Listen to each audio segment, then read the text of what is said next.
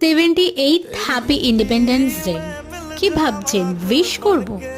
একদমই নয়। যেই দেশে মেয়েরা এখনো স্বাধীন নয়, বেরোতে গেলে 10 বার ভাবতে হয়, মা বাবাদের চিন্তার কারণ হয় আমার মেয়েটা রাত্রিবেলায় সেফলি বাড়ি ফিরবে তো কাজ করে, সেই দেশ কি সত্যি স্বাধীন?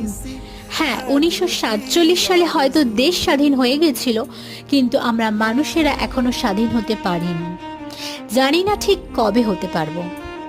আমার মনে হয় সেই দিনই আমরা উদযাপন করব এই 15 আগস্ট, যেদিনকে আমরা একদমই ভয় পাবো না রাত্রিবেলায় বেরোনোর জন্য, কাজ করে বাড়ি ফেরার জন্য একটুও ভয় পাবো না।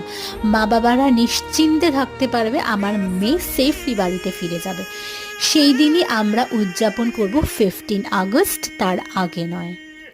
ভিডিওটা ভালো লেগে থাকলে প্লিজ সাবস্ক্রাইব করে দিও। বাই।